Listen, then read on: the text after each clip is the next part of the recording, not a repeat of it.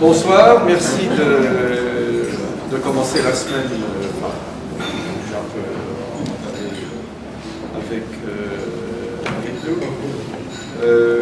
Est-ce qu'il y a des annonces, Maître Logis, est-ce qu'il y a des annonces de service 3 mars. 3 mars. Notre invité n'est pas annoncé, mais le 7 avril, nous avons Jean-Claude Junca, qui est le VP R&D de Panasonic aux Oui, États-Unis. oui, oui. Ça va être encore une fois un invité. Quand on va célébrer les 20 ans, il faudra qu'on fasse une liste. 20 ans de DBF, il faudra qu'on fasse une liste. Et l'éventail des corps de métier, des individus, des origines qu'on a couverts, je crois que ça sera une bonne façon de montrer, une fois de plus, d'enfoncer les portes ouvertes en quelque sorte pour nous ici, la richesse de la Silicon Valley. Ce soir, notre invité est Simon. Alors, Salomon. Ouais, ça commence. Ça commence. C'est fait. Salomon de la Bible, non? Alors, Salomon, raconte-nous où tu es né déjà, pour commencer. À New York? C'est ça, je suis né à New York, aux États-Unis. De De parents québécois, d'une mère québécoise et d'un père américain.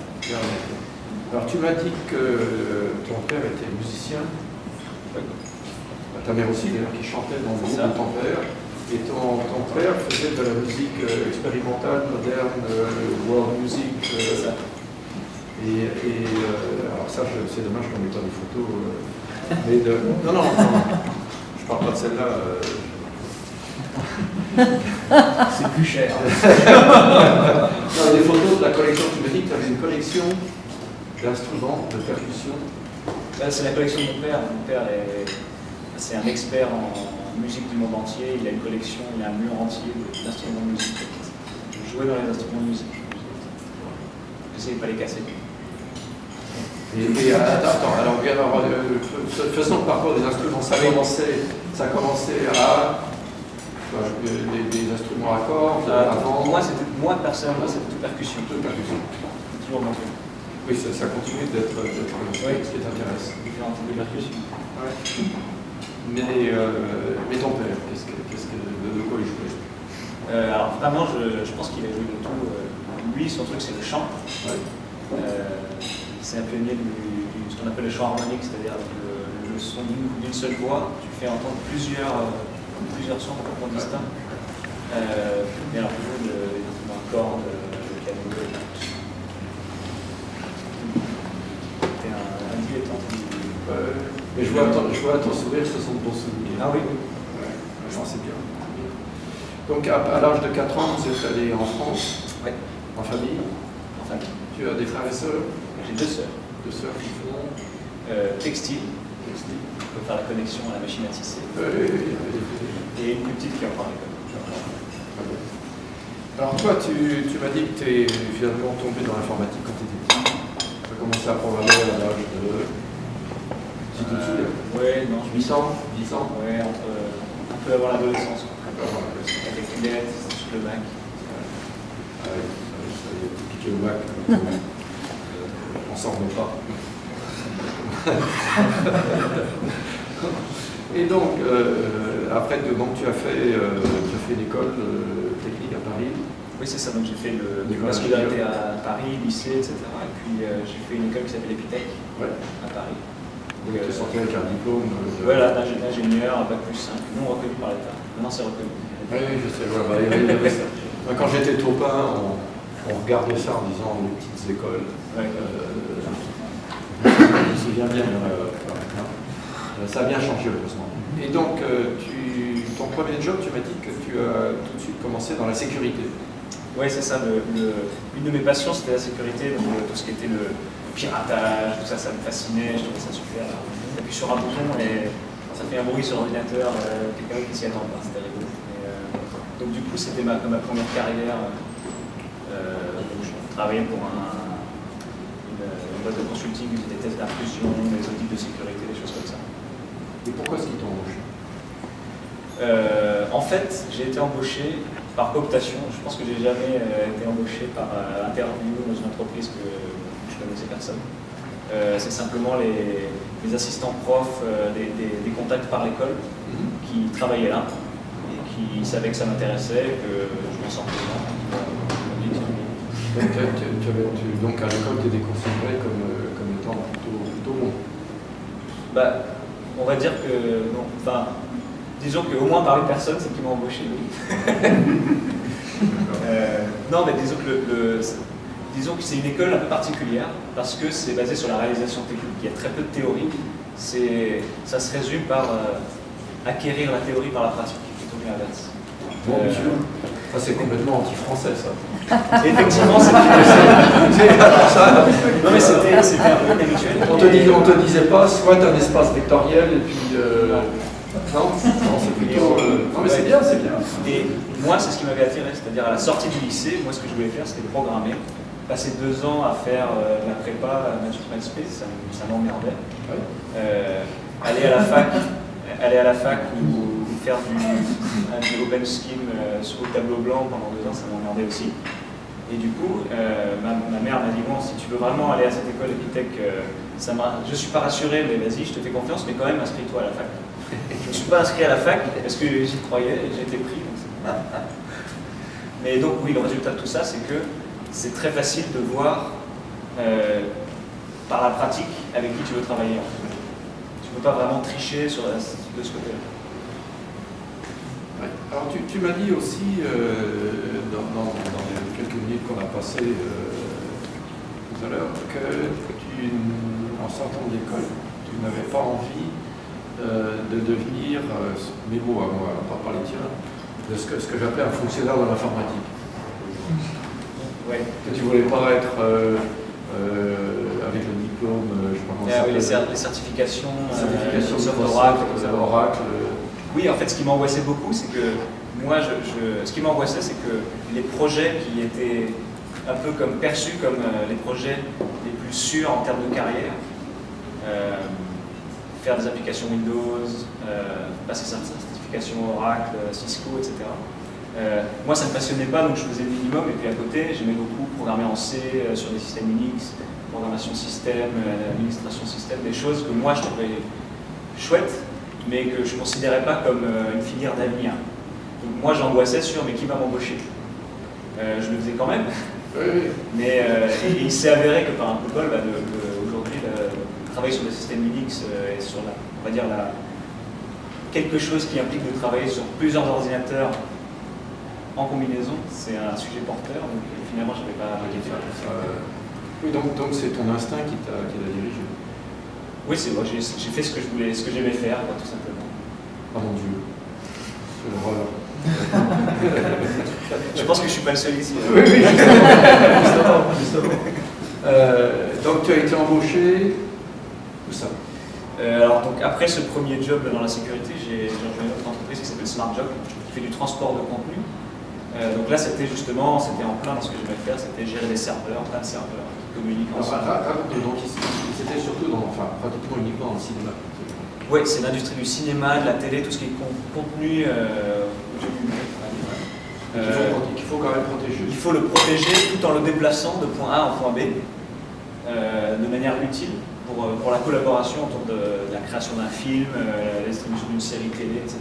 Donc quand Disney a des nouveaux épisodes de sa série à faire doubler en français, ils envoient ça à la boîte de doublage souvent par SmartJob.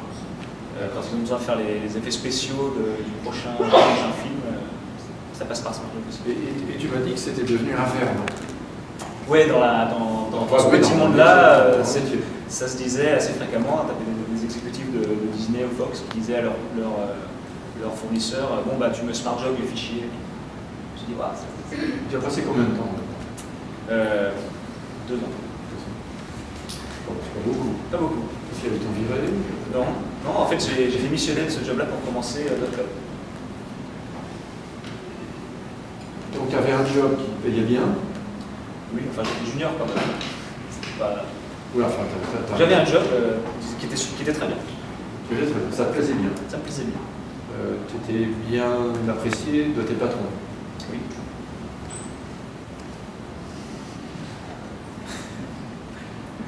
Pourquoi? Qu'est-ce qui t'a pris? Je sais pas. C'était pas complètement réfléchi. En fait, ça me travaillait. Non, mais bon, voilà, justement. Alors, c'était là-dedans et qu'est-ce qu'il y avait dans tes tripes? Ouais, il y avait un projet, quoi, un projet particulier. La motivation est technologique déjà. Le but, c'était de réaliser, de créer quelque chose qui n'existait pas. C'était pas particulièrement, au moins au début, de créer ma propre entreprise. Il y avait plein de scénarios possibles, mais j'avais besoin d'un véhicule pour réaliser ce projet. Qu'est-ce que tu as vu qui était possible mais pas fait? Si j'ai bien compris. Oui. Il y avait quelque chose qui était possible mais les gens ne le faisaient pas et tu t'es dit c'est moi. Oui, c'est ça. Enfin, oui. Oui, non mais tu peux le dire ici. Il faut que ça existe. Non mais il faut avoir un peu la grosse tête pour être entrepreneur. Oui, pareil. Oui, non. Non mais c'est vrai, il faut se dire, 1 million de personnes ont essayé, elles ont échoué, mais c'est pas grave, je vais essayer quand même parce que ce sera moi qui vais réussir.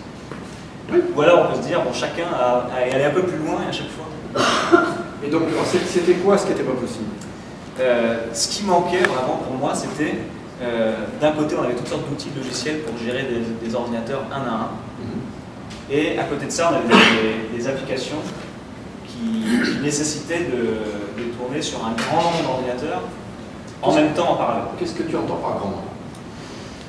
Des dizaines, des centaines, des milliers. Justement, le nombre lui-même est variable et inconnu à l'avance. Ça peut commencer avec un ordinateur. Demain, il faut doubler la capacité, il en faut 2.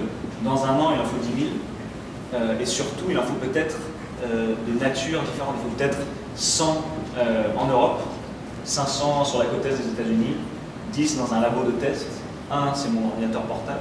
Il faut que tout ça ce soit interchangeable, que ça constitue comme un seul ordinateur virtuel finalement, sur lequel je peux lancer des logiciels et ça marche. Ça c'est affreusement compliqué. Oui. Non, mais c'est vrai, parce qu'il y a des problèmes de non, mais c'est compliqué. Il y a des problèmes de combinatoire. C'est compliqué et surtout ça fait très longtemps que beaucoup de gens travaillent dessus. Donc c'est pas c'est un vieux problème. C'est un vieux problème. Ouais. Et moi, mon approche, c'était pas de dire bon, ce travail de titan qui a été réalisé sur des décennies pour faire que les ordinateurs puissent communiquer entre eux, etc. C'est pas de reprendre à zéro, c'est simplement de dire peut-être que tout ce travail-là, il n'est pas utilisé, il n'est pas exploité à bon escient. Il y a des ingénieurs qui travaillent toute leur vie pour résoudre un problème technique très compliqué, pour qu'au final, ça bénéficie très peu à la communauté des développeurs logiciels. Donc le but, c'était d'exposer tout ce travail-là, toutes ces réalisations techniques, sous une forme qui puisse être utilisée par le développeur lambda. Et justement, ça partait du principe de commencer par dire il y a un développeur lambda. C'est une notion qui, je pense, est ignorée. Quelqu'un qui écrit du code sur une machine Linux. Écrire un logiciel, écrire du logiciel en général, c'est quelque chose qui est en train de devenir plus accessible.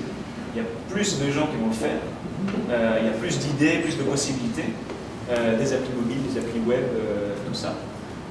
Mais si on veut passer de, disons, 100 000 développeurs professionnels dans le monde à 10 millions, eh ben, il va falloir que les outils s'améliorent un peu parce que il faut élargir, il faut démocratiser le développement. Ouais. Est-ce qu'il s'agit de simplifier la tâche de quelqu'un qui va écrire une application qui va tourner sur une machine, ou est-ce qu'il s'agit de simplifier, de rendre possible la tâche de quelqu'un qui va écrire une application qui devra tourner sur un nombre indéterminé de machines? C'est un nombre indéterminé de machines et rendre ça accessible réellement à n'importe qui. Un être humain à peu près normal. C'est ça. Quelqu'un qui sait programmer, qui a envie d'apprendre à programmer, mais pas quelqu'un qui est un expert dans le calcul distribué, qui a passé 20 ans à étudier cette discipline. Le domaine du calcul distribué. Et donc tu détruis l'emploi de ces gens qui étaient des spécialistes Alors, calcul. Mais non, parce qu'ils viennent bosser chez nous. Non, parce qu'on les embauche. Tu les embauches et tu leur fais un lavage de cerveau.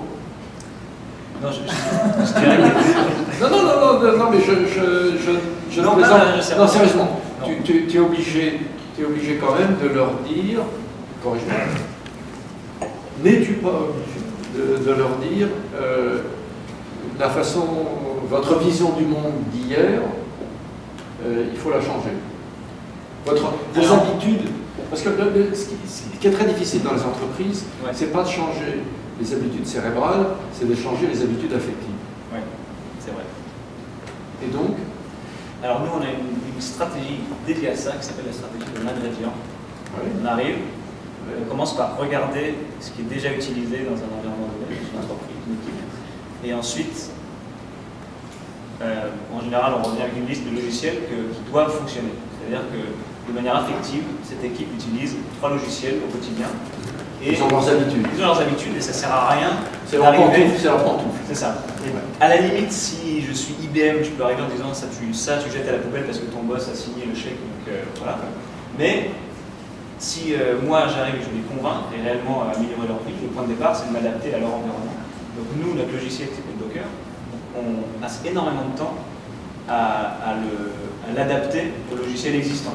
C'est un peu, pardon-moi l'expression, c'est un peu faux cul quand même. Tu leur dis quelque chose. Je ne sais pas quoi répondre. Take the fifth. Non,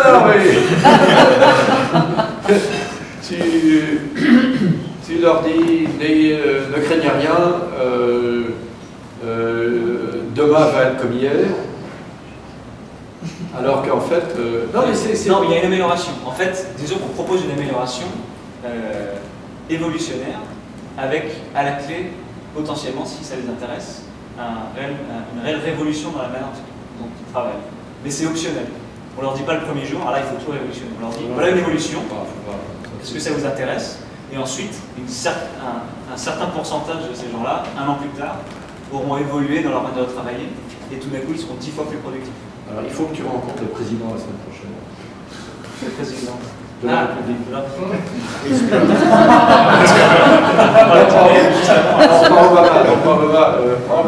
C'est complet, c'est complet. La salle est complète. Et pour lui expliquer comment toi tu réussis à faire le changement dans la continuité. Ah oui. Mais c'est vrai qu'il y a beaucoup de politique, même dans les entreprises. Ah oui. Ah oui. Oui, je crois que j'ai ma liste de platitudes à dire, là, je commence. Bon, non, sérieusement. Qu'est-ce que tu, dans cette méthode-là, qu'est-ce que tu as connu comme échec? Voilà. C'est combien de temps la discussion? Non, mais c'est ça qui est le plus enrichissant. Oui, alors, je suis complètement d'accord. Il y en a eu beaucoup. Par exemple, déjà la démarche de départ, quelque part, était pratiquement vouée à l'échec à 98%, était de commencer par un besoin technologique, et ensuite seulement de se dire peut-être qu'il y a des applications pour aider les autres. C'était encore la transition de technologie à produit, c'était clairement quelque chose qui est venu après, parce que c'était juste. Je savais pourtant intellectuellement, j'avais lu les articles. Alors l'entrepreneuriat, c'est d'abord trouver un besoin, ensuite réfléchir à rebours, à la bonne solution, en essayer une, etc. Mais juste moi, je voulais régler ce problème technologique, et voilà, je l'ai fait. Et je pense que ça s'est joué à un cheveu, notre survie s'est joué à un cheveu. C'est-à-dire qu'on a vraiment... il a fallu faire des prestats de services à droite à gauche pour faire entrer les sous. Donc les 2 premières années d'existence de Docker, c'est à Paris, SARL autofinancé, apport capital initial de 1 euro, ou 10, je ne sais plus. Et ensuite, prestation de service la journée, recherche et développement la nuit. Mais pourquoi est-ce que tu as quitté le pays natal? Pas le pays natal en fait. Pourquoi est-ce que tu as quitté le pays? Le pays. Le point de départ, c'était quand même un échec. L'échec dans ma tentative de prendre une technologie en cours de développement et transformer ça en un produit avec une entreprise suffisamment financée pour se concentrer sur ce produit-là. Au bout d'1 an et demi, 2 ans, la réalisation c'était bon, le conseil c'est bien, ça paye les factures, mais par contre ça prend beaucoup de temps. Et plus ça va, plus ça prend de temps parce que le client veut encore du temps, etc. Donc à un moment c'est pas possible de faire 2 choses bien. Et donc il faut se focaliser sur le produit, mais pour ça il faut de l'argent pour ne pas faire de conseil. Donc il faut un investisseur. Trouvons un investisseur. D'où l'échec. Moi, j'ai essayé de trouver un investisseur en France, je n'ai pas trouvé. Pourquoi à ton avis? Je pense déjà c'est moi qui n'ai pas su appâter le bon investisseur. Je pense aussi qu'il y a pour une certaine niche, on va dire, pour un certain domaine, c'est quand même un projet très technologique. À l'époque, j'avais une belle présentation sur le cloud, qu'est-ce que ça a changé sur 5 ans, 10 ans pour l'industrie. Et ensuite, j'avais du code à montrer. Et entre les deux, il manquait quelques années de planification. Et nous-mêmes, on ne voulait pas de l'argent pour prendre un produit déjà prêt et le vendre, on voulait de l'argent pour continuer à chercher le bon produit. Et ça c'est difficile pour... C'était difficile. Et alors moi, j'ai fait... Pourtant, on n'a pas les données. Hein, j'ai fait toutes sortes de plans de coaching. Je suis passé par des incubateurs qui étaient très bien. Et systématiquement, d'ailleurs, c'était très bien, ils aidaient tout le monde. Et tout le monde réussissait de manière super à la fin du programme. Sauf toi. Parce que moi, j'arrivais, il y avait une assemblée de business angels, etc. Et puis, avant moi, il y avait une présentation, je me rappelle, je me suis super bien réussi, il y avait une présentation d'une dame qui levait des ronds pour étendre sa ligne de boutique de mode pour les femmes enceintes dans Paris Intramuros. Après moi, il y avait quelqu'un qui levait des fonds pour la première fois pour lancer une chaîne de Picard halal, c'est-à-dire des boutiques à la Picard, classe, pour les jeunes musulmans qui veulent respecter les règles mais qui ne veulent pas aller à l'épicerie du coin de leurs parents. Voilà. Moi d'ailleurs j'étais là, c'est super. mais moi malheureusement j'ai pas réussi à lever. Donc on a continué le conseil et par chance on a été accepté dans un programme qui s'appelle Y Combinator aux États-Unis. Et donc le premier qui a écrit un chèque a gagné en gros. Oui. Et donc on a déménagé. Et qu'est-ce que Y Combinator, qui a la réputation justifiée, c'est très fort, mais qu'est-ce qu'ils ont fait en soi? Alors eux-mêmes, ils n'étaient pas sûrs, ils ont dit bon, on n'est pas sûr exactement de ce que vous allez faire, mais bon, vous avez l'air bon et motivé. Je pense que leur formule, c'est d'investir très tôt et de chercher des traits, des caractéristiques dans les individus qui forment l'équipe, qui leur semblent être indicateurs de succès futur dans un domaine très précis qui est le logiciel, principalement des applications web et des services internet. Ils ont commencé ça avec, on va dire, les données de leur propre expérience et du fait qu'ils font partie de ce groupe-là, ce sont même des programmeurs qui ont monté une entreprise, et ensuite d'amplifier la justesse de leur diagnostic au fur et à mesure de leurs observations sur quelles entreprises ils ont accepté, lesquelles ont réussi, pas réussi. Donc ils ont joué vraiment sur le volume qui était rendu possible par le faible montant des investissements, parce qu'ils commençaient tôt. Donc c'était difficile à amorcer, mais une fois que c'était amorcé, Y Combinator, je pense qu'ils ont investi en volume, en nombre de titres, je pense qu'ils en sont à 500, peut-être 700 entreprises. Donc c'est autant d'éléments de données que ensuite ils sont très orientés de données. Donc ça, je pense que c'est la recette à mon avis. Donc qu'est-ce qu'ils ont vu en toi? Alors, en appliquant ça à moi, je pense qu'ils ont vu qu'on était relativement experts dans notre domaine. Ils ont vu qu'on avait créé, contribué à toutes sortes de projets open source, qu'on était très actifs. Ils ont vu que ça faisait longtemps qu'on essayait malgré le fait que ça ne marchait pas. Je pense que ça a joué.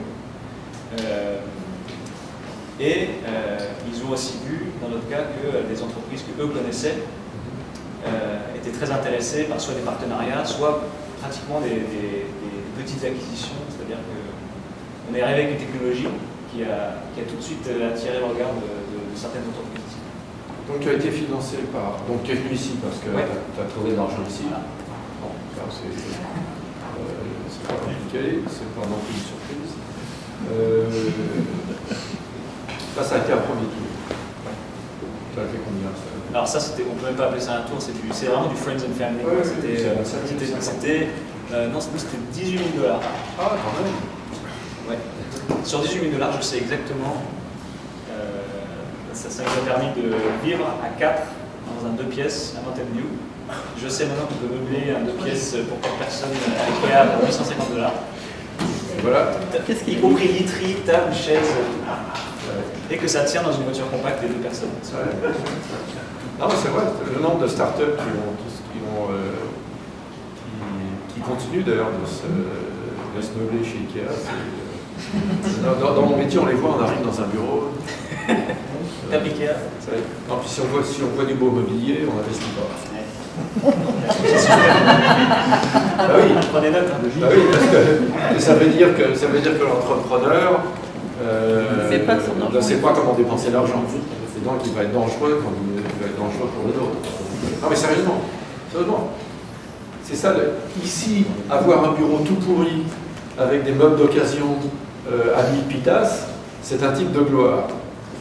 Et d'ailleurs, tu sais que j'ai discuté avec un founder qui voulait tellement avoir des tables, il avait lu quelque part que Amazon avait cette culture d'austérité. Et en fait, il voulait absolument avoir pas des bureaux normaux, Des mais des tables, des portes. Les portes, oui, Ouais, et en fait, il n'en trouvait pas et il a fini par payer très cher pour avoir du de portes pour faire plus. Il y a Ikea. Ikea. Ouais, il y a une époque, il y avait un éclatement de bulles, c'était avant l'éclatement de la bulle de 2000. Il y avait eu la guerre du Golfe, etc. Et donc, il y avait un revendeur de meubles qui s'appelait Repo Depot. Alors pour ceux Repo, c'est repossession. C'est-à-dire le gars qui n'a pas pu payer la retraite, on reprend la voiture, tout ça. Et donc il y avait un intermédiaire, parce que aux États-Unis, il y a des intermédiaires pour tout, qui vendait du mobilier qui avait été pris à des gens qui n'avaient pas pu payer les retraites. Et donc on avait trouvé du mobilier pas cher comme ça. C'est les mêmes meubles qui circulent en fait dans la vallée depuis des Ouais. décennies.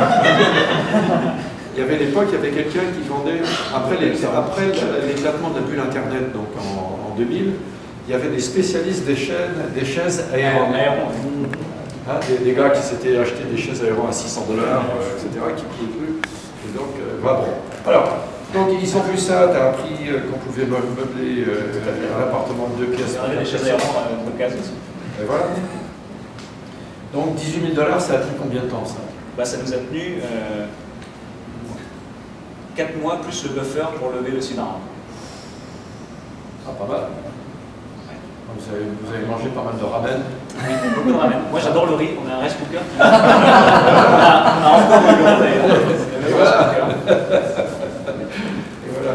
Et donc le deuxième tour, ça a été... Le deuxième tour, c'est à la sortie de Y Combinator. Donc, le Y Combinator, c'est un programme de 3 mois. Ouais. Et donc, une grande valeur ajoutée, c'est qu'à la fin du 3 mois, il y a ce qu'ils appellent des modèles, où toutes les startups de ces 3 mois-là, de ce batch, présentent chacune pour 3 minutes, et devant un parterre d'investisseurs très concentré. Ouais. Donc, ça fait gagner du temps aux investisseurs, et c'est une occasion vraiment pour la startup de faire ses preuves.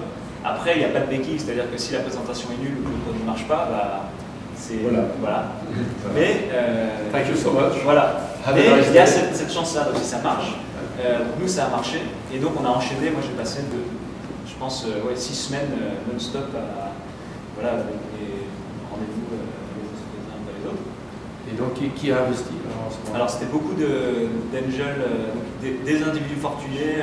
Notre tout premier angel, c'était quelqu'un qui s'appelle Ash Patel, qui était le numéro 5 à Yahoo, je pense, qui était VP infrastructure. C'est le mec qui raquait les serveurs en 95 à Yahoo. Il comprenait ce que tu faisais. Ouais, alors lui me dit, ça me fait penser, la première fois que j'ai vu PHP, je me suis dit, il n'y aura plus besoin d'écrire les sites web en C, c'est génial. Donc là, il disait pareil, les containers, toute cette technologie-là, il a monté tout de suite. Ouais. Donc il a signé le premier chèque. Une fois que le premier chèque est signé, c'est plus facile de faire signer le chèque. Nous sommes des boutons visionnaires. C'est ça. Un mouton, c'est mieux qu'un. Oui. Donc oui, donc en tout, on a levé 800 000 $, quelque chose comme ça. C'est autre chose. Ouais. Et donc Ron Conway a suivi avec son fonds SV Angel. Jerry Yang, le fondateur de Yahoo, a été présenté par Ash Patel, donc il a investi aussi. Donc on a pu mettre quelques noms connus. Et ça nous a plu.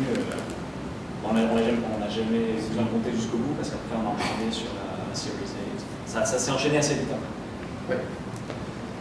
Mais ça s'est enchaîné parce que ces investisseurs du tour suivant étaient écervelés ou parce qu'ils ont vu quelque chose? Qu'est-ce qu'ils ont vu? Qu'est-ce qu'ils ont vu pour, parce que là, ça commence à faire des montants. Là. Oui. $18 000, tu te dis, bon, ouais. tu soulèves les coussins du sofa. Pas le bien. Tu trouves 18 000 dans une firme de venture capital. Mais bon, après, 800 000, ça commence à être conséquent, puis après, des millions. Alors, bon, les 800 000, je vois. Ouais. Mais après, ceux du tour, en quelque sorte, du troisième tour, ouais. Qu'est-ce qu'ils ont vu? Alors, les 800 000, on les a utilisés pour lancer le produit. Et ce lancement de produit a causé deux choses. Déjà, ça a vraiment causé un buzz dans la communauté des développeurs, parce qu'on a lancé ce qui s'appelle la plateforme as a service, donc un service d'hébergement d'applications couplé à des outils de développement d'applications. Donc c'était une formule qu'on n'a pas inventée, mais qui jusqu'à ce moment-là était très segmentée, c'est-à-dire qu'en fonction de mon langage de programmation, moi développeur, je choisissais un hébergeur plateforme as a service.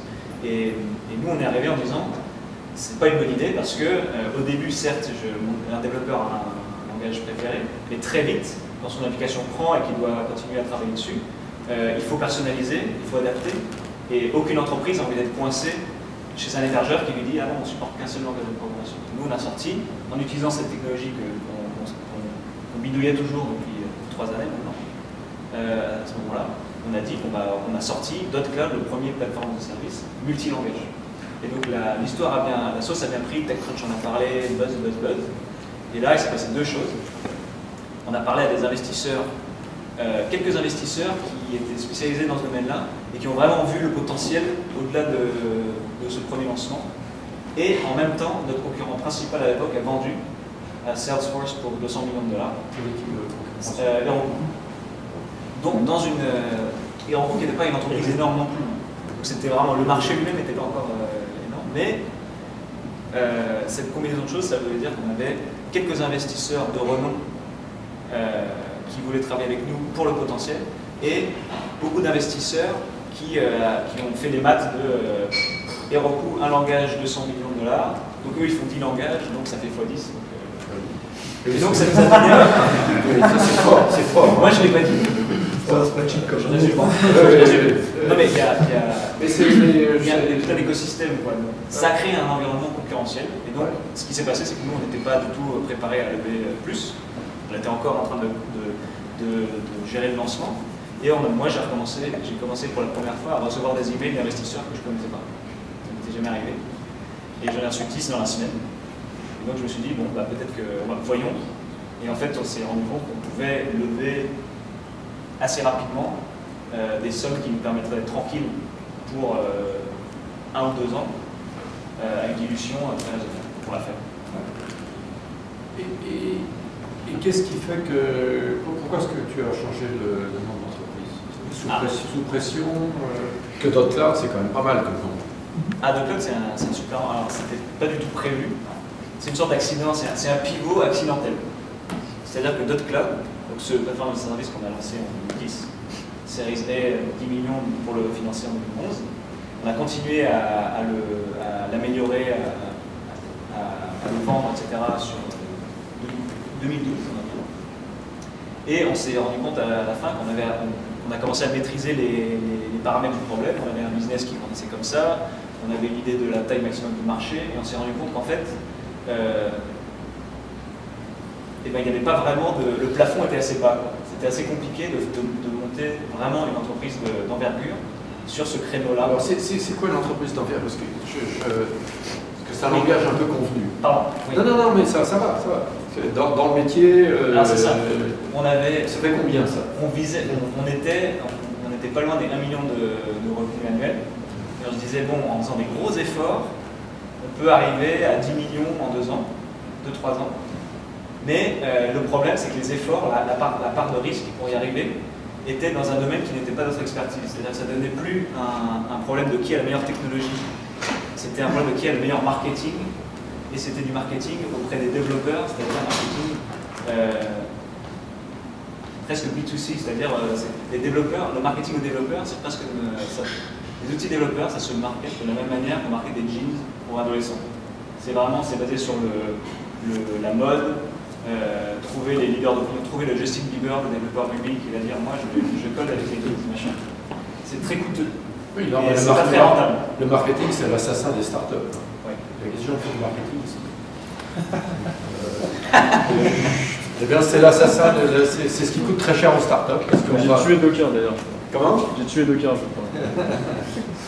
Oui, on s'est rendu compte que c'était possible, il y avait un plan pour le faire, mais ce n'était pas un plan qui jouait sur nos atouts naturels.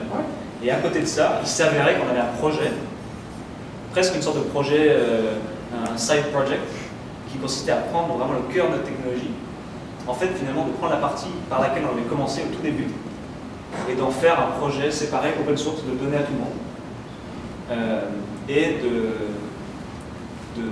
lancer une entreprise open source. Oui, pardon.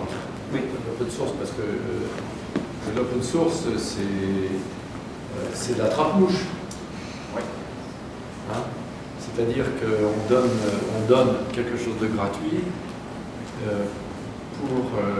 pour attraper quelqu'un et puis après lui faire les poches. Oui.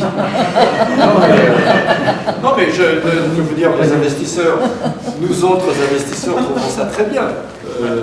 Donc c'est pas une critique.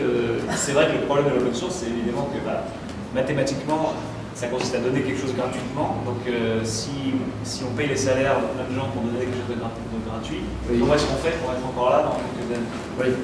Donc c'est pour ça qu'au début, c'était seulement un side project. Parce que ça ne nous paraissait pas très... on ne voyait pas trop le...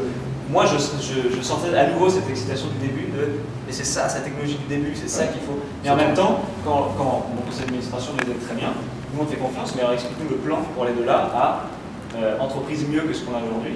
Ça va parler. Conseil d'administration dans les startups. On a un conseil d'administration extrêmement compétent. Oui, je connais même un membre distingué de cette organisation. Mais le problème, c'était de justifier pourquoi tout miser là-dessus. Donc, pendant assez longtemps, c'est resté sur le côté, une sorte de side project, et en fait, il a explosé presque malgré nous. C'est-à-dire qu'on l'a montré comme ça, tiens, qu'est-ce que vous en pensez? Et en fait, en quelques mois, on s'est retrouvé de manière accidentelle avec un projet open source qui avait plus de succès en termes de visites, de bouche à oreille, de téléchargement, que tout ce qu'on avait fait jusque-là combiné. Oui, mais attends. Et la pompe Afrique? La pour Afrique. Ah oui, non, mais excuse-moi. C'est-à-dire la question de comment est-ce qu'on fait pour une fois que la trappe geek a marché, comment est-ce qu'on fait fonctionner la pompe Afrique? Eh bien, ce qui s'est passé, c'est qu'on a fait... Le business model, si tu préfères. Alors, le business model aujourd'hui, c'est un business model en 3 mots, plus possible. C'est un business model déjà qui repose sur le fait que énormément de développeurs, énormément de gens utilisent ce projet qui s'appelle Docker. Donc, déjà le point de départ, c'est il faut l'ubiquité. Une base installée énorme. Ensuite, en gros, deux choses. Un, les entreprises. Il s'avère que les entreprises demandent à payer du support pour construire une plateforme. Ça crée une obligation de service. Et ça, c'est lié aussi à la nature du projet. Docker, c'est un projet qui fait quelque chose d'important. C'est le runtime, c'est-à-dire c'est la partie qui fait tourner l'application.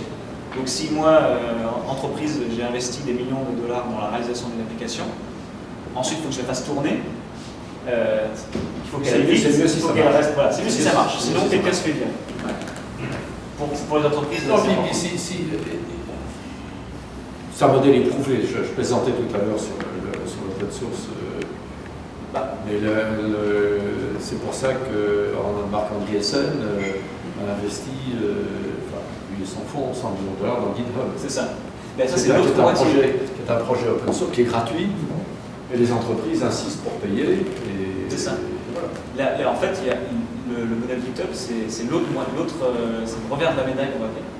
On va dire qu'il y a le modèle MySQL d'un côté et le modèle GitHub de l'autre.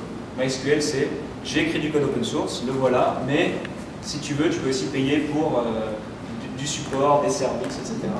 Le modèle GitHub, c'est tu utilises ce logiciel open source. Nous, on ne vend pas de support, on ne va pas envoyer des consultants chez toi pour t'aider, etc. Par contre, voilà une application web à laquelle tu peux t'abonner pour payer tu payes tous les mois $100, $200, $1000.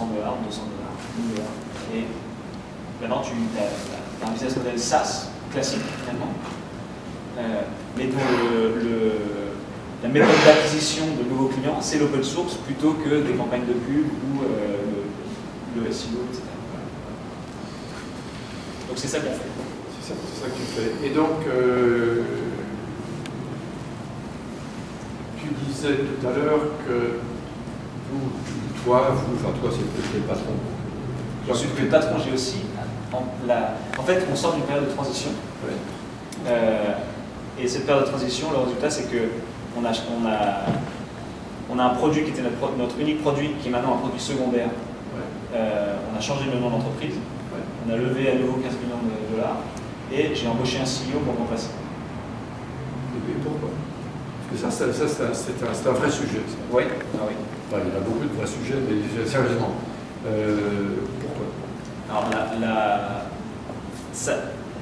c'est les vautours capitalistes qui t'ont dit... les vautours capitalistes, on était sûrs. Bon, très bien. Donc c'est vraiment toi? Oui, c'est vraiment moi. Et en fait, c'est simple, quand ça s'est passé, quand ce projet, contre toute attente, a rencontré un succès fou. C'est vrai que c'était finalement mon projet depuis le début. Ton projet chéri. C'était mon projet chéri. C'était la première fois finalement que je travaillais réellement à nouveau sur la même chose qu'en 2007. C'était le projet pour lequel j'avais quitté mon boulot en 2007. Et donc je voulais vraiment le réaliser comme il fallait jusqu'au bout. Le problème, c'est que faire ça et diriger une entreprise, surtout à la manœuvre dans une période de transition à haut risque, c'est complètement impossible de faire les deux. Donc il y a eu une période de réflexion et il a fallu que je décide qu'est-ce qui était le plus important pour moi. Et donc j'ai décidé que le plus important pour moi c'était le projet. Donc j'ai eu énormément de chance, j'ai rencontré juste au bon moment, un vétéran qui comprenait le potentiel, qui comprenait la vision. J'ai réussi à le convaincre de venir et donc maintenant c'est le CEO de Docker. Très bien. Voilà, je ne suis plus le patron. Et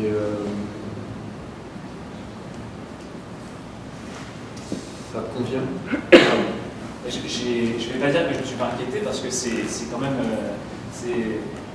donner les clés après 5 ans de travail acharné. Je me suis beaucoup angoissé. À un moment, simplement, on arrive au moment où c'est impossible d'analyser plus. Le seul moyen de savoir si ça va vraiment marcher, c'est de sauter le pas et de voir. Bien sûr. Donc, je l'ai fait. Oh putain, Quand je dis je l'ai fait, toute l'équipe l'a fait parce qu'on était quand même un groupe de personnes qui travaillent ensemble depuis longtemps. Il a fallu quand même convaincre l'équipe que ça allait bien se passer. Et que oui, vous ne le connaissez pas encore, mais il est super. Ouais. C'est toi qui l'as embauché? Oui. Bravo. Et donc, tout à l'heure, tu disais que dans l'itération précédente, tu avais regardé, tu as fait un bon calcul qui est de te dire, écoute, on va arriver à $10 millions, mais so what? En fait, c'est à peu près ce que tu t'es dit. Ça fera pas bouger l'aiguille, en quelque sorte. Maintenant, avec le vrai projet, finalement, ton vrai projet, c'est quoi le plafond? Là, moi, je ne sais pas où est le plafond. Je pense que simplement parce que on a la chance d'être positionné sur une vague qui s'avère être une très grosse vague. Et moi, la manière dont je le résume, c'est qu'il y a un nouveau type d'operating system qui est en train de se créer. Il y a eu iOS, Android pour le mobile. Il y a la même chose qui est en train de se faire pour ce qu'on appelle communément le cloud. Et aujourd'hui, on peut dire, moi j'aime bien dire que le iOS du cloud, entre guillemets, c'est Amazon, AWS. Voilà. On peut en discuter, c'est une manière de voir. On va dire que c'est le player qui a le plus d'avance, ils sont intégrés hardware, software, ils avancent à fond. Dans l'ensemble, ça ne les intéresse pas trop ce que fait la concurrence. Est-ce que l'analogie tient? mais il n'y a pas d'Android. Donc tu veux être l'Android du cloud. Je pense qu'il y aura un Android du cloud, on veut en être le cœur. Ça ne va pas se faire à une seule entreprise, je pense. Donc le plafond est assez haut. Oui, non, mais dans ces conditions-là, même avec les limites de l'utilisation de la métaphore, enfin de l'exemple, de l'analogie, pour parler plus précisément. Mais écoute, je crois que c'est un bon moment pour passer aux questions de l'auditoire, parce que c'est une trajectoire vraiment intéressante, y compris changer de pays, changer d'idée, changer de PDG, ça fait quand même une somme de changements qui est impressionnante. Oui. Bonjour. J'ai juste une petite question. On dit souvent que les entrepreneurs, à la base, l'entrepreneur a une idée, ensuite il peut résoudre un problème. L'idée est simple, le problème est simple, et ensuite il essaie d'en faire une entreprise, et c'est là que le problème commence. Tu as mis 6 ans pour revenir au projet de départ. Il y a beaucoup d'entrepreneurs qui ont fait ça. Qu'est-ce qui a... Alors, il y a sûrement eu de l'expérience, plein de choses, mais pourquoi en 2007, tu n'as pas pu continuer le projet de départ? Qu'est-ce qui fait que tu as mis 6 ans pour te rendre compte, pour refaire la même chose qu'au début et que ça marche en fait, l'idée de départ, tu avais raison? Alors, moi j'ai la réponse pour moi. Le problème c'est que j'ai un dataset de main. Mais moi, en fait, ce qui m'a surpris, c'est que je garde toutes mes notes. Je relis mes notes, je vais retourner voir mes notes, mes premiers slides. J'ai regardé le PowerPoint que j'ai fait au Business Angel à Paris en 2008-2009. Et en fait, il n'est pas si différent que ça que le PowerPoint qu'on a fait pour la série B. Quoi. Il y a des changements d'implémentation, on va dire, mais dans l'idée, c'est la même chose. Donc en fait, moi, personnellement, je pense que je ne suis pas le seul. Je pense que très vite, quand on est entrepreneur, on a la vision du truc, le potentiel, on a la vision stratégique.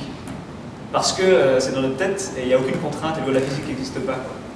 Et le vrai problème, moi, l'impression que j'ai, c'est qu'à l'époque, j'avais l'impression d'être comme les bébés au début qui voient, mais ils n'ont pas la notion de profondeur. Ils ne font pas la différence entre ce qui est là et ce qui est à 10 mètres devant. Et c'est ça qui manque, c'est qu'on parle de choses comme telle entreprise va nous bloquer ce marché-là, ou alors il faudra faire attention à ce segment-là. Mais en fait, on ne sait pas si on parle de quelque chose qui est intéressant dans 10 ans ou dans 3 mois. Et en fait, ça, on l'apprend que en se prenant les pieds dans le tapis pendant 5 ans. Quoi. Et donc, ouais, et parce qu'on apprend ce qui est important et ce qui finalement, c'était pas la peine de s'en soucier. Moi, je me rappelle, j'ai passé des mois à optimiser mes déclarations, mes paperasses, l'URSSAF, de machin. J'étais là, ouais, on va extraire chaque centime de rentabilité. Et finalement, si c'était à refaire, je pense que j'aurais même pas fait les paperasses, j'aurais fait. Ouais, j'aurais repoussé la création de la boîte, je pense, au moins 1 an. Minimum. Si je peux me permettre, noter, essayer de garder à l'esprit ce que Solomon vient de dire sur l'analogie entre le bébé qui ne voit pas c'est vrai, moi je trouve c'est très bien vu ça. Pardon, le fait de ne pas voir, il y a un stade où l'entrepreneur comme un nouveau-né ou un bébé ne voit pas la profondeur, ne voit pas la distance qui est entre ici et puis l'objectif à atteindre, et que heureusement que l'entrepreneur ne le voit pas. Oui, c'est vrai. Heureusement que l'entrepreneur ne le voit pas, parce que si l'entrepreneur savait, c'est comme le mariage. Non, c'est vrai que si j'avais su à l'avance toutes les fois où j'allais prendre les pieds dans le tapis, moi Tu n'auras pas fait. Est-ce que j'aurais fait, tu vois, ça aurait demandé beaucoup plus de courage. Quoi. Non, mais il faut une forme il faut qu'il manque quelque chose à un entrepreneur. En fait. Ouais, S'il est trop réaliste, il verra trop les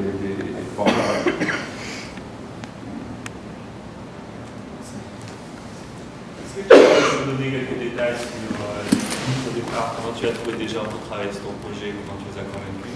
Ouais. Et s'ils sont toujours là avec toi aujourd'hui? Alors, c'est une histoire compliquée. Je pense que toutes les startups ont des histoires compliquées. Mais en fait, j'ai eu, au tout début, j'ai eu un co-founder avec qui vraiment a commencé dès le début. C'est-à-dire que j'ai quitté mon boulot donc à Los Angeles, je suis revenu à Paris en 2008 et je me suis mis à le harceler en disant « Tu vas voir, ça va être super !» Et du coup, un mois plus tard, je pense qu'il a quitté son boulot aussi, et puis on était ensemble. Donc voilà, il s'appelle Kamel Founadi, il était dans la même promo Epitech que moi. Et en fait, disons qu'on a travaillé ensemble sur la période service, donc la période en France. Et ce qui s'est passé tout simplement, c'est que quand on a fait cette transition, bon, le conseil c'est plus possible, il faut faire que du produit, ouais, combien de temps on part, etc. Lui est resté sur la partie consulting, il a continué de lui-même en France. En fait. Parce que notre client principal, bref, tous les détails, voilà, notre client principal c'était un client que lui avait ramené. Et voilà, lui, il s'est posé des questions aussi, qu'est-ce qui est le plus important, et donc il a décidé, je ne veux pas laisser tomber ce client, je veux faire ce produit. Je lui ai dit, c'est une connerie parce que ce projet ne s'arrêtera jamais. Il a fini par, bref, il a avancé. Donc voilà. Et il n'est pas revenu dans ton équipe? Il n'est pas revenu, non, mais il est à Akamai maintenant, je pense. Ah oui. Petite société. Petite société, c'est ça. Très important. Et je pense qu'en fait, je pense qu'à ce jour, c'est le meilleur ingénieur que j'ai jamais rencontré. Je pense juste que il l'a filé. C'est le meilleur parce que.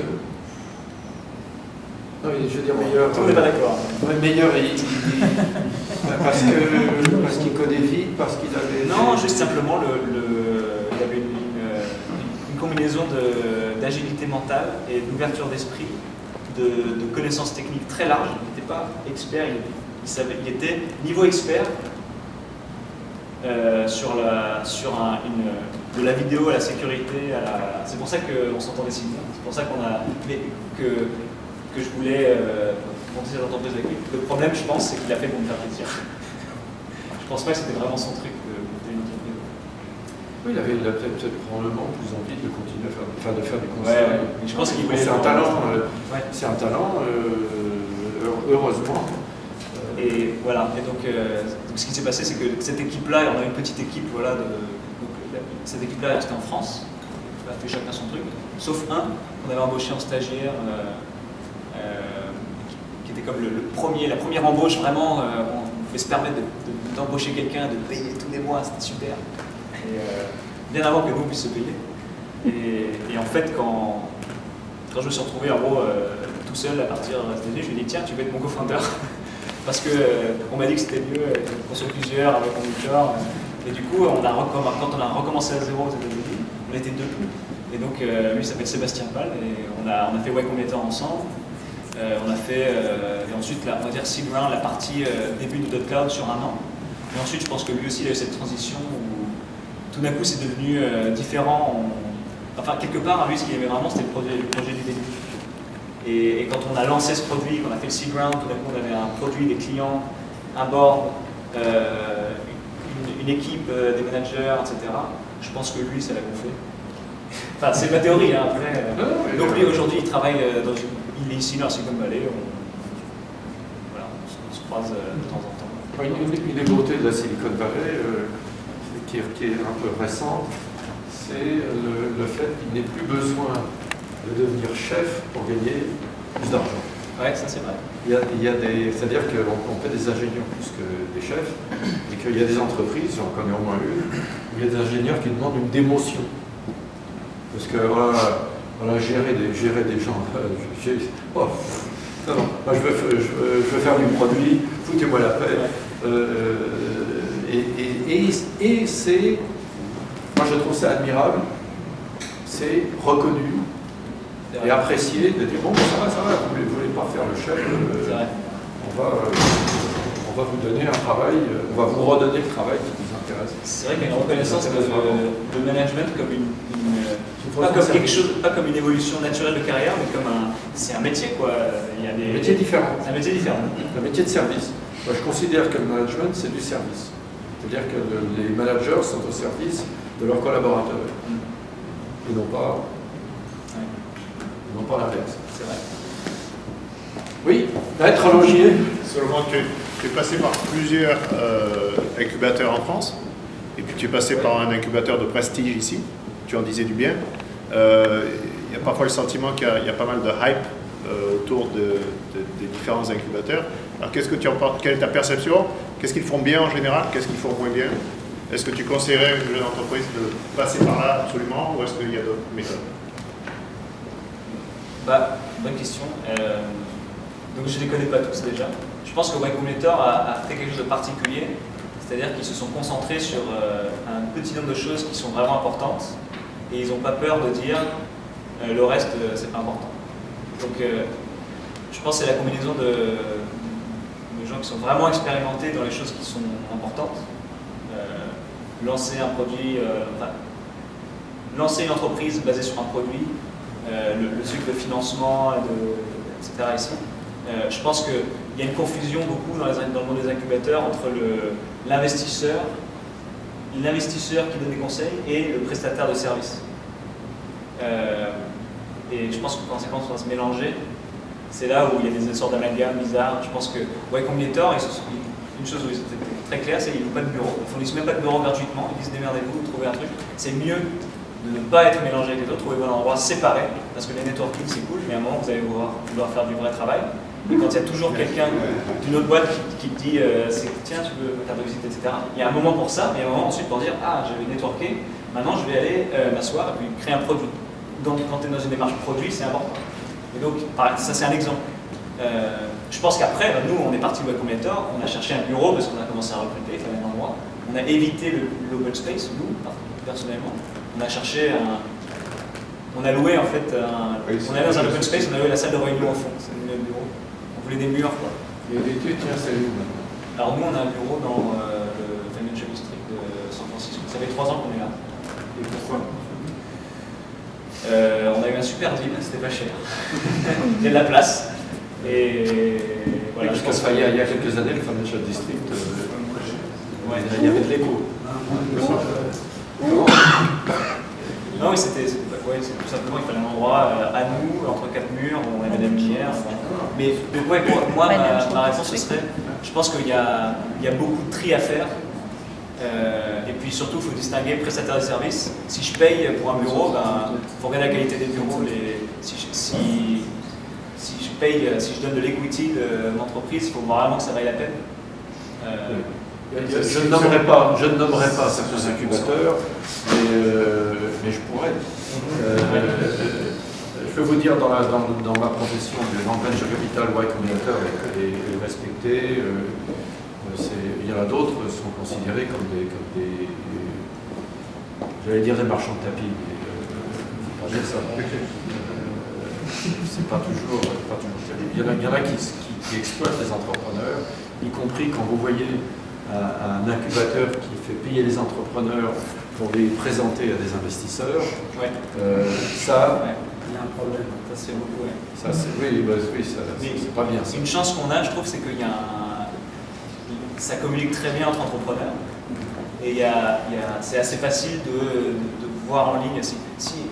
C'est amplifié dans le monde Y Combinator parce que littéralement, Y Combinator, il y a une mailing list de tous les anciens.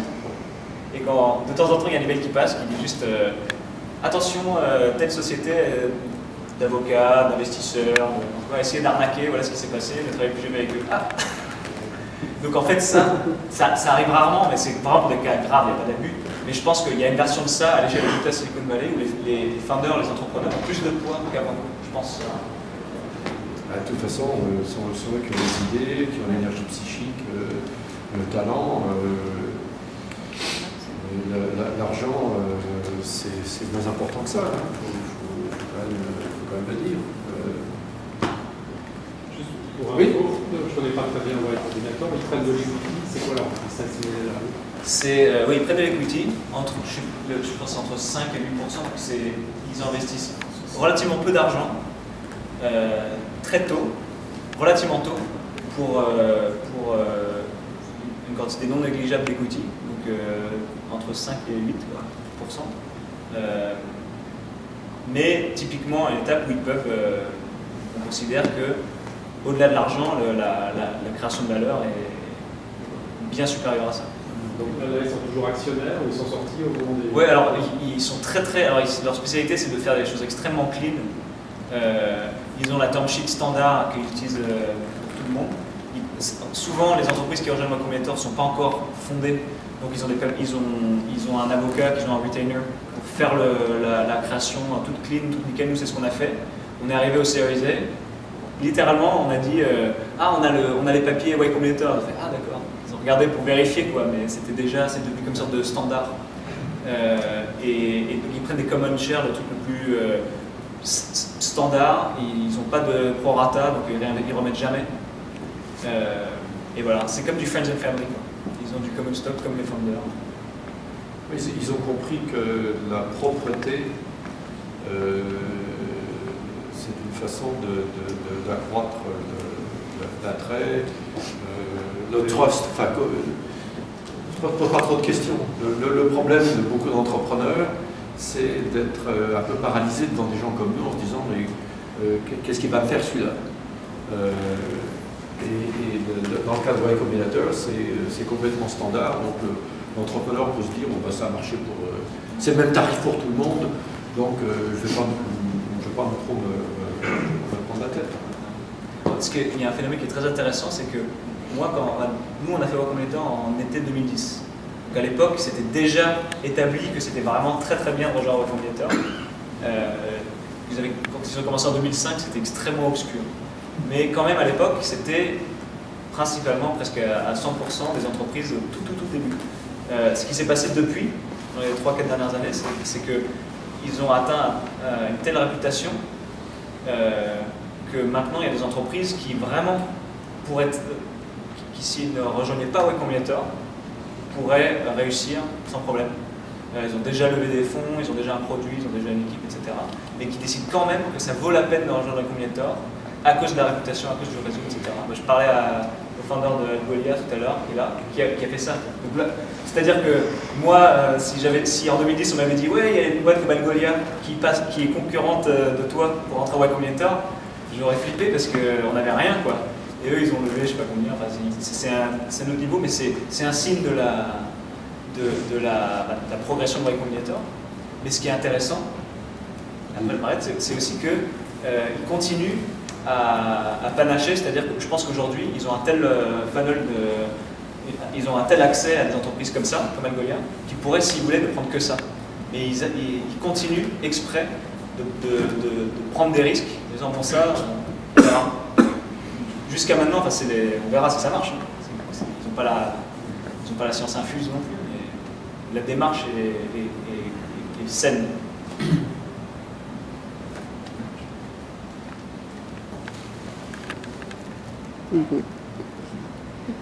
Voilà, écoute, merci beaucoup.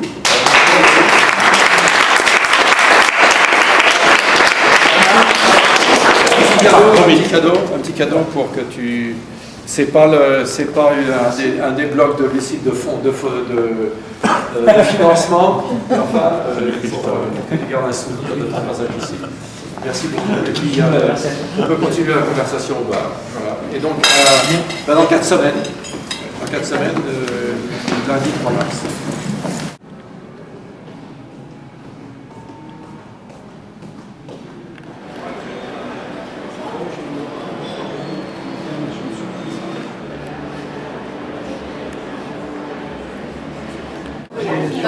D'accord.